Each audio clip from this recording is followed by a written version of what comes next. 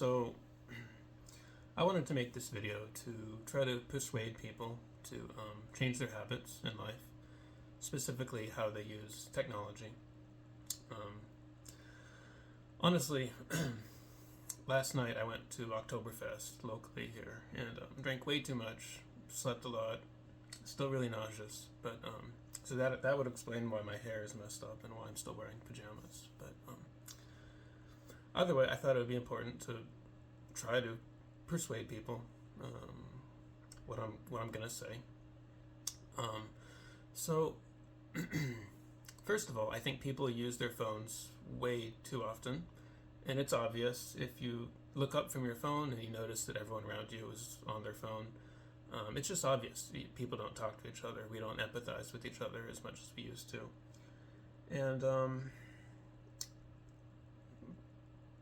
there's also the case that most of what you get on your phone, in terms of news or information, is very biased. At any point,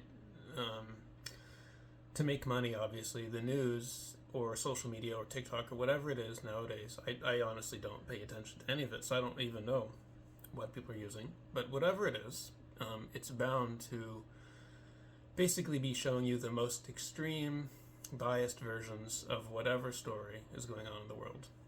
It's not going to show you all the people who happily graduated or who are living a happy life reading books. It's going to show you that one extremely crazy person who just did this extremely crazy thing.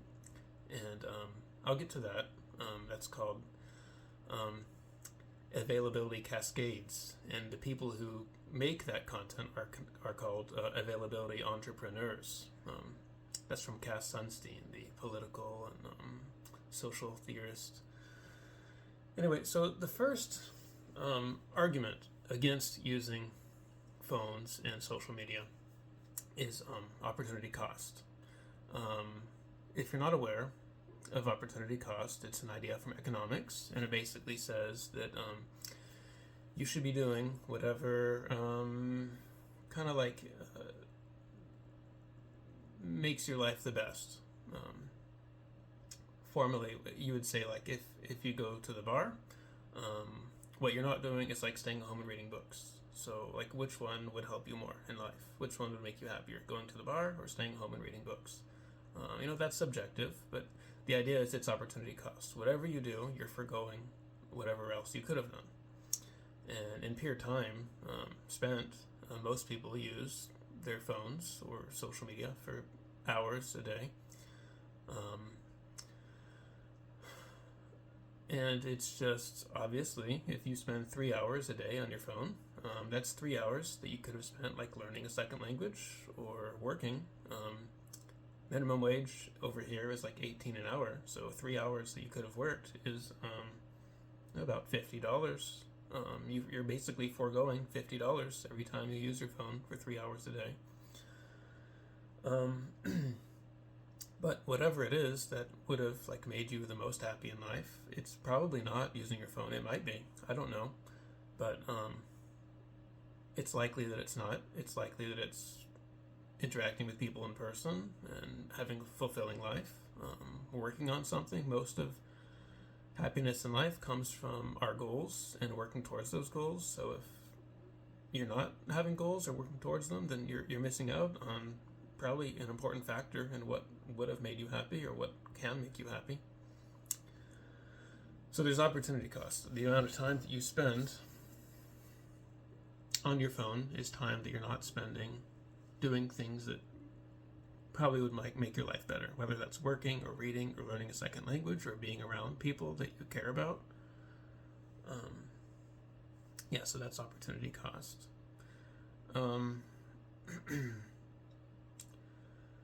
Now, the idea I was getting to before, availability cascades and availability entrepreneurs, that comes from an idea from behavioral economics. That's or social science. Social science and behavioral economics, they're both the study of like why do people behave certain ways, what are some like models of human behavior, what are some patterns.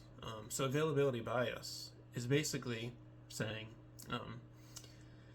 people are very wrong very often about estimating the likelihood of things. So if I were to ask you, what's the probability that you'll die in a car accident? You'll say, oh, I'm such a great driver, it's like 1 in 10,000, 1 in a million. But in fact, something like 1 in 1,000 people die every year from car accidents, and over the course of your life, the probability is almost 1% that you'll die at some point in a car accident. So that's a pretty huge number. And availability bias basically says one of the reasons why we can't estimate that probability very well is because it's not covered in the news. You don't, if you did in the news here every time someone died in a car accident, it would literally be 24 hours a day. But it would be accurate. It would be accurate information that yes, 24 hours a day there are people dying in car accidents. You need to drive more safely. You need to lower the speed limits. You need to give more distance between you and the car in front of you. All kinds of things that we would more rationally assess how to behave better in life if we were given more accurate information. But availability bias, mainly when they refer to that, they're referring to what's the probability that your child will die in a mass school shooting, and people say, oh my god, it's so high, I think there's a 50% chance or 25% chance that my children will die in a horrible mass shooting. And the reason why that you're so wildly off the marks in making an estimate of the probabilities is that the media does cover that a lot. Every time there's a mass shooting, it's all over the news and all over social media, and probably a lot of your friends are talking about it. And so it kind of blows it up out of proportion. In fact, I don't know the actual numbers off the top of my head, but I would guess there's maybe 10 school shootings a year in the United States. And given that there's, I don't know, let's see, what is our population right now? 400 million. We can just say that maybe that's evenly distributed. So a quarter of those people are in their school years. So that's 100 million people in school. So the fact is that I don't know, if 20 people die a year in a school shooting, 20 out of 100 million,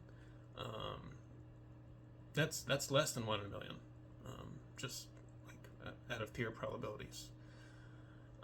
So yeah, availability bias basically means that you're wrong very often, I'm wrong, we're all wrong very often about making probabilities, estimates, because the news disproportionately covers very crazy, scary things, and it doesn't cover the things that are actually more common, and it makes us believe that the very crazy, amazing things are very likely, when in fact they're not, and that the very common things, like dying in a car accident, which are very common, we don't hear about. You might have heard of, I forget what they actually call it, but it's the 9/11 effect, that so many people didn't fly planes after 9/11 because they were afraid of terrorists, which was still 1 in a million, that people drove across country, and that you could estimate, I don't know the numbers, but a couple thousand people probably died because cars are just more dangerous than flying. So probably a few thousand people died who didn't have to die because they decided to drive instead of fly. And so some people call that the 9/11 effect, is that the media and news coverage that made you irrationally afraid of flying actually made you more likely to die some other way because you took an actually more dangerous route. But yeah, so that's the availability bias. And so one of the ideas from Cass Sunstein, he called it the availability entrepreneur. I didn't read it from a Cass Sunstein book. I've read all the Cass Sunstein books, but for some reason I don't remember reading that idea. But I did read that in The Power of Bad by Roy Baumeister, and I think that's where I read it. But anyway, availability entrepreneurs, basically the idea is, if our brains are kind of wired to focus on very crazy events, like a school shooting or a terrorist taking over a plane, then the media they have an incentive to provide what our brains are kind of naturally wired to be afraid of, crazy, scary events, even though they're so unlikely, such low probability that we'll actually have any of this happen in our lives. But because our brains are kind of wired to want to pay attention to crazy things. That's what the media covers, and the media covers crazy things, and it makes us irrationally afraid of things that are actually not very likely. So they're called availability entrepreneurs. They're the people who provide these crazy stories about school shootings. And for instance, there's an idea called strawmanning. So if you strawman an argument, it's like making a caricature of that argument that makes it easy to attack. So for instance, some of like the manosphere content, they'll say that feminists, they're insane people. They think that all men are evil, and they think all men are dangerous. And that's a straw man of what feminists actually believe. I mean, I'm sure plenty of feminists do believe that, but that's a straw man. And so, like, one availability entrepreneur is like the people online who are telling you, like, here are all these manipulative, horrible women who are trying to take advantage of men. Here are all these horrible, manipulative men trying to take advantage of women, and you should be so afraid to meet someone and to go out and like have fun because this could happen to you. But they're availability entrepreneurs. The fact is, it's like 1 in a million that something like that will actually happen to you. That someone will manipulate you and control your life. I mean, not 1 in a million, but it's you should not be afraid to like meet people and date and a lot of what like radical feminism and like manosphere content nowadays is basically telling you can't trust the opposite sex. So they're availability entrepreneurs. And availability cascades refers to the fact that because our brains are wired to like these crazy stories, and that's what the media provides, it's kind of like this cycle where we give the media our eyeballs and our clicks or our time spent on our phones, and so the media kind of gets reinforced that that's what they should be providing, is the most biased, extreme versions of reality. And honestly, because availability cascades, and the fact of the matter is that most news, most like mainstream news sites are just extremely biased. They only give you one side of every story. They give you the most extreme story that's happening in the world. This has been known for decades now, that the news gives you such unreliable like accounts of reality that you are effectively getting like extremely biased information, and it gives you a completely inaccurate view of the world. If you're getting most of your information from the news, is you're hearing about the most crazy extreme events that are happening in the world. You're not hearing about people living their lives, being happy, and being normal, which is the vast majority of people. And so I don't really even use news. I'll read a couple headlines just to get an idea of like what is each. I'll use both sites. I'll use like a conservative site and a like mainstream site, and I'll just read the headlines. I won't actually read the articles, just to get a sense of like how biased the news is. You'll hear about Donald Trump is committing a war against poor people or something on a liberal site, and then you'll hear Donald Trump just passed some act to help poor people on a conservative site, and neither one is particularly accurate. They're both giving you such biased information. It's you can't trust it at all.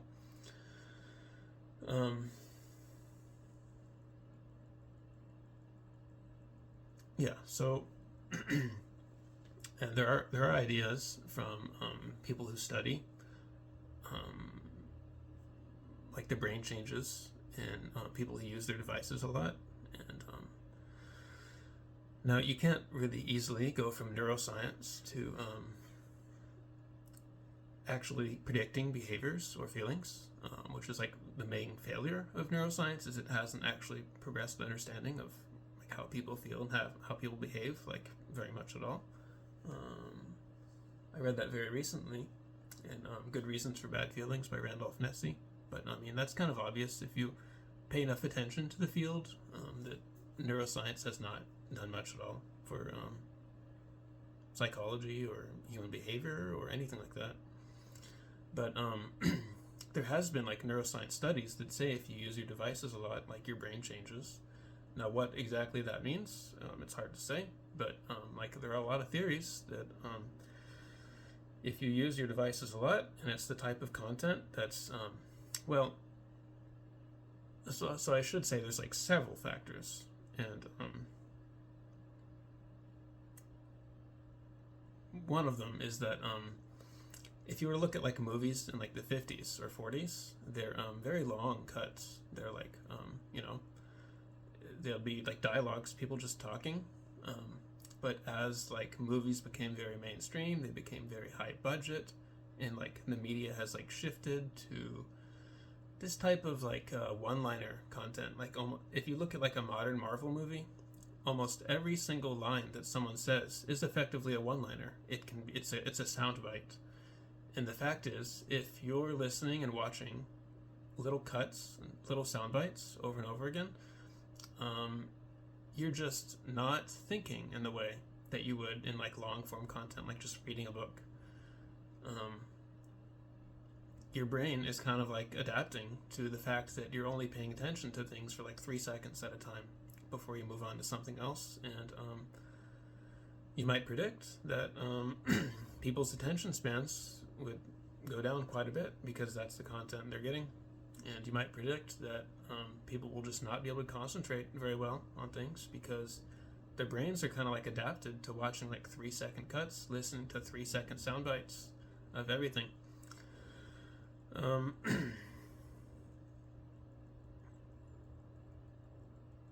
So yeah, if you were to read, for instance, Adam Alter's book, I think it's called Irresistible. It's the one about like technology addiction, phone and like addiction. It's obvious that like phones are, well, he calls it like what is the word that he calls it? He says it's almost like they're weaponized through iterations of an app, for instance. The app developers know how much time you spend on your device, like TikTok, for instance. If you look at like the original version of TikTok, it wasn't as streamlined as it is now, and like every app is like that. Whether you call that weaponized or iterative, emergent qualities or whatever it is, the fact is that these apps are learning from what gets people to glue their eyeballs to them. And so what you have are apps that are designed and tested and over many iterations are extremely effective at keeping your attention. So it's been said, for instance, that like the founders of Apple, like Steve Jobs, and who were some of these other very famous people, like the creators of Facebook or whatever, they would not actually let their kids use an Apple or Facebook because they knew that it was like brain rot. It was like keeping your attention glued for like hours, like days, every day of your life. You're using these apps and this social media, and it's sucking away your life. You're not meeting people for real. You're getting glamorized views of reality that aren't real, aren't realistic. So it's just the case that apps and phones nowadays have been made to basically be weaponized. They're extremely efficient at keeping your attention, and through iterations and testing the market, they're getting better and better at it. And it's just kind of like common sense, if you know all this, to just not use apps. I don't use apps on my phone. When I'm like in the break room or at a coffee shop and I see everyone on their phone, I literally do not understand because I don't use apps. I don't understand like how they can be glued to their phone for like hours at a time, because I don't use apps. So I pick up my phone, maybe I read a couple of headlines, and then I put my phone down. And because of that, or at least maybe it's related, I've read lots of books. I've done things with my life that I at least believe to be more useful ways of living my life. For me, it's mainly reading books. Maybe for you, it'd be learning a second language, or working a second job, or being out with friends. But there are so many things that like you could be doing with your life instead of using your phones and your devices.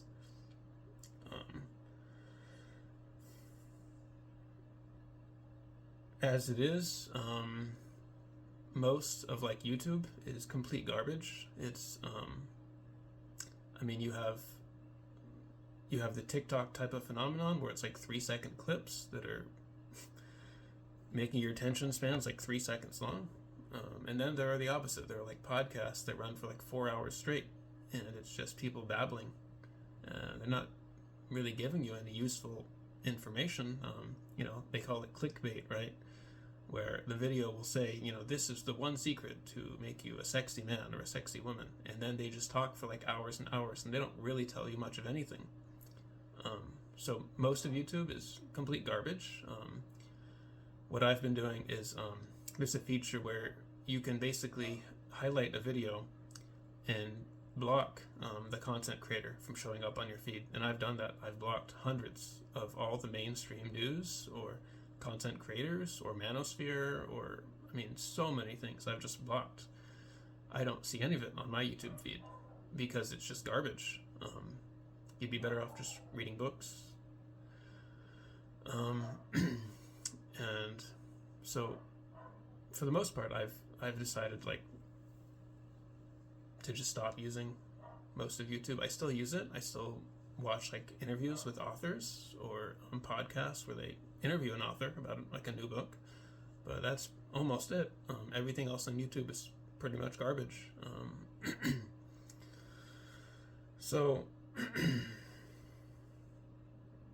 yeah, so there's also like a lack of critical thinking going on. People have been writing about this for like decades. It might just be like a problem with like human psychology. Is this we're not very well capable of like thinking clearly and critically analyzing like what people tell us, what people don't tell us. But it's been said that most people live in echo chambers. They're only getting their news from things they already believe in and agree with. They're not getting like the nuanced, full, complete. Oh, that's another thing, is when you're getting 3-second clips and sound bites and all your content, you're not getting nuance. You're not getting like an accurate, like a cost-benefit analysis, or like utilizing multiple perspectives from like different fields of a topic. You're getting like what's a good one, like Trump is cutting food stamps, right? So the liberal content will go crazy telling you Trump is a madman, he's Nazi, he's trying to make poor people all starve to death. And then the conservatives will paint a completely different picture. They'll say, well, it's more about picking you up by your bootstraps, like getting you to work for yourself to earn your own wage so that you can support yourself and you won't be dependent. And it's like an incentive, like rational incentive system, that if you can't get things for free, in economics this is called like perverse incentives, or the what is it also called, like what is it called, a moral dilemma or something. Basically, if you're giving people things for free, then they have no incentive to like provide for themselves and be self-supportive, and so they just become dependent, and it's this reinforcing system. You have all these dependent people who can't get a job, who can't support themselves, and they stay that way because they get handouts from the government. That would be what the conservatives would say. And when you're getting 3-second sound bites, you're just not getting the nuance. You're not getting the complete view. You're not getting the models of human behavior that would tell you, like, actually there are multiple perspectives on this topic, and they don't all agree with you. They don't all disagree with you. There's nuance. There's a lot to any one topic, and if you're getting 3-second sound bites, you're not getting nuance. You're not getting a complete view of how to think about something. But so yeah, for decades now, people have really been worried that like we just lose our ability to think critically. There's books, there's tons of books on this. The ones that I recommend people all the time, they're like my 2 number 1 more or less recommended books. There's like Mindware by Richard Nisbett and Rationality by Steven Pinker. But like if you were to read Naked Statistics by Charles Whelan, or Thinking Fast and Slow by Daniel Kahneman, or Risk by Dan Gardner, there are all these books about just like thinking clearly, like second guessing your assumptions, second guessing like the news that people are telling you, second guessing, you know, how to even form a logical conclusion, a logical argument for or against something. That we just have lost this ability to think critically. I think many people think so, and that's part of what it is to just passively consume content through TikTok or YouTube or whatever it is, Instagram, Facebook, whatever it is, X, that people are using. It's you're getting availability entrepreneurs who provide you extremely biased views of reality, who aren't giving you the full nuance, partially because you just can't in a 3-second sound clip or a 1-paragraph post. You just can't. You physically can't fit enough words to actually provide nuance and competing views and like models of human behavior, models of understanding, and so it's just bad content. The only really good thing about the internet is that it provides information very quickly, but if a lot of that is misinformation or bad information or extremely biased information, then it's not a good thing. So I would encourage people to basically uninstall apps on their phone, or at the very least, like set a timer. Like you should only be using your phone a few minutes, like at the end of the day or something. Stop getting your news from like news sites. Like read books that are vetted by professionals. That's how I determine if I should read a book, is have the reviews of the book come from like people I respect, people who I know are intelligent, people I know who think critically, think well. I look for reviews by like Steven Pinker, Cass Sunstein, Jared Diamond, like important people who are very well known, who are very well respected in their fields. Those are the books that you should read, are ones that are vetted, because there are just as many books out there that are bad content. They provide you extremely biased, incorrect views of reality. So I would just encourage people to basically put down their phones, stop using social media, stop using apps, stop using video content for the most part, unless it's really useful to you or actually making your life better. But there have been studies where you basically have people stop using Facebook for a month, and most people find that they're actually happier. They're not comparing themselves to people who are perfect in every way, to people who are providing inaccurate views of their lives, and you're just not on a screen for 4 hours a day or whatever it is everyone tends to be doing. So it's it really is the case that people should just get off their phones, get off the apps, get off social media, stop watching video content, stop getting their news from news sites that provide one-liners, that provide these biased views of reality.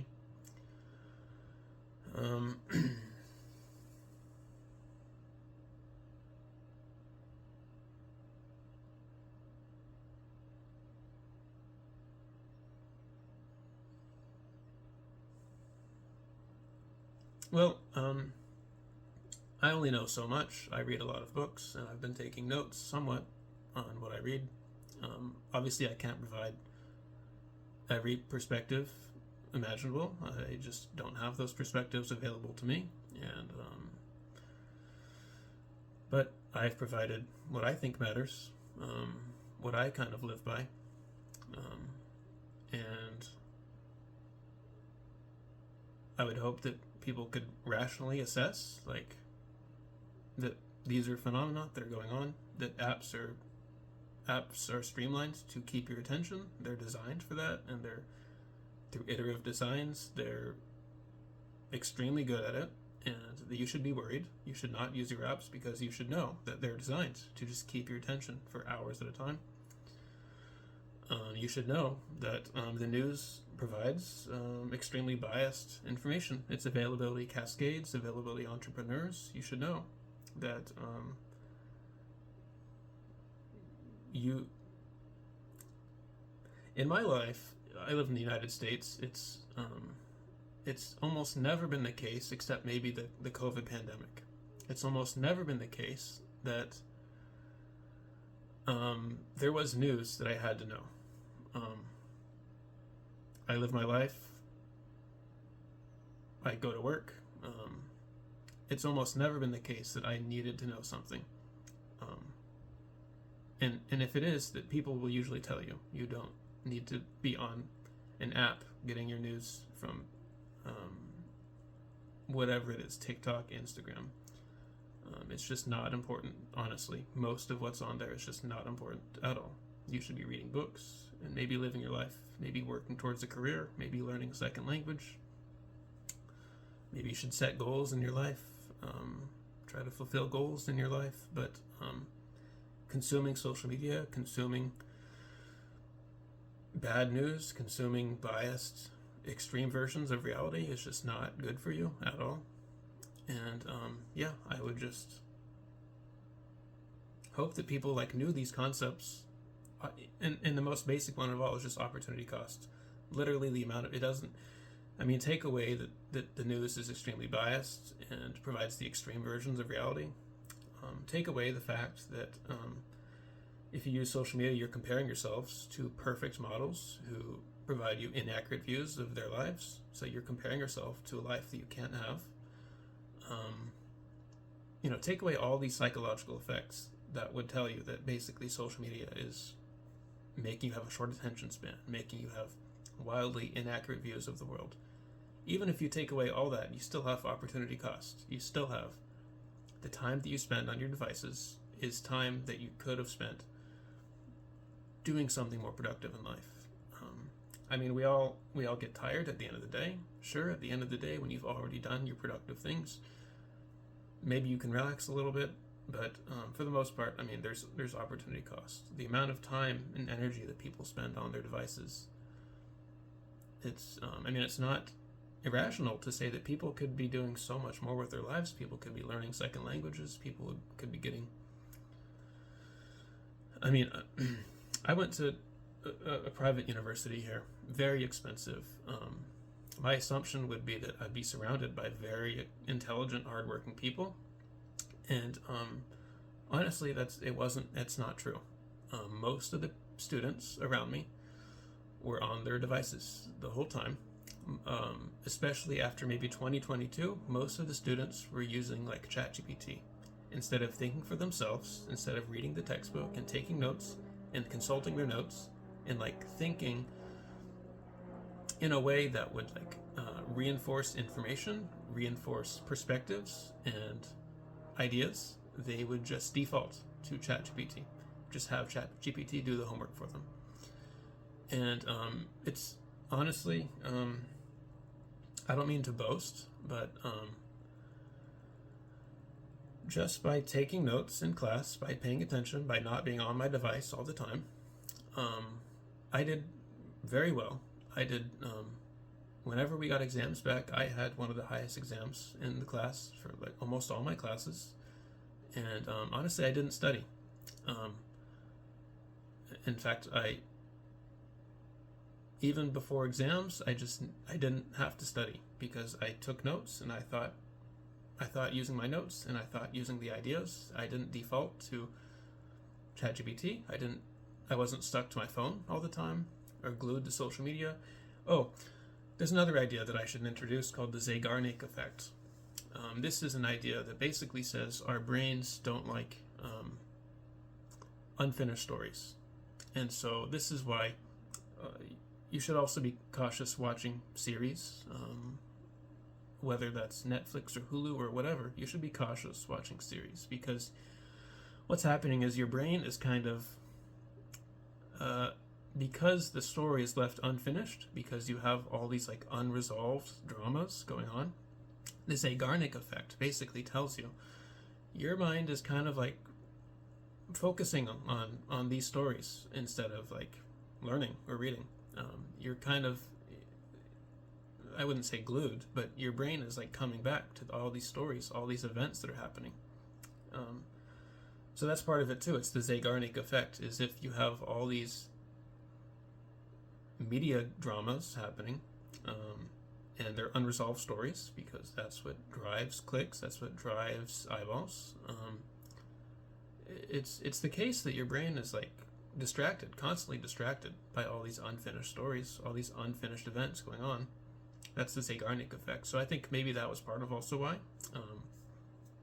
I did so well in school, was because I wasn't glued to all these stories, all these events happening.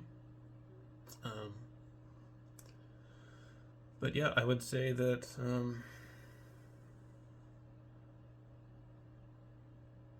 it's just the case that students nowadays are not, honestly, well, it's not that they're not intelligent or hardworking. It's more that, I mean, it's true that standards have fallen quite a bit. At least I've noticed. Students are not expected to read books. They're not expected to be able to do well on an exam, honestly. And a lot of that is device use. It's you're glued to your phones. You're glued to all the stories. It's just not mentally healthy. It's not making you very intelligent.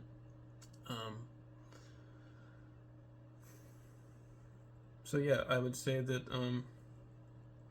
it's pretty important, actually, that people just get off their devices, they get off their apps, they get off social media, they stop getting biased news, they stop comparing themselves to perfect celebrity models, and they just live their lives. Read books, learn a second language, follow a career, set goals in life.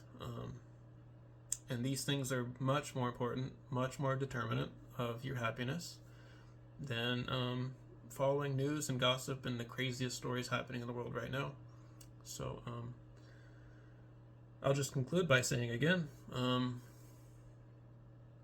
there are these concepts: opportunity cost, availability bias, availability cascades, zeigarnik effect, and they're to help you understand that current media is extremely bad for you. It's extremely brain rotting. It warps your view of reality. It makes you glued to your devices when you could be meeting people, talking to people, learning things. And it's all brain rot. I just hope people could understand like these concepts and be able to use them and think critically and be able to just rationally assess whether, and possibly agree with me and conclude that devices, social media, video content, mainstream news, it's all bad for you. It's all making you not very smart. So I'll just conclude it with that.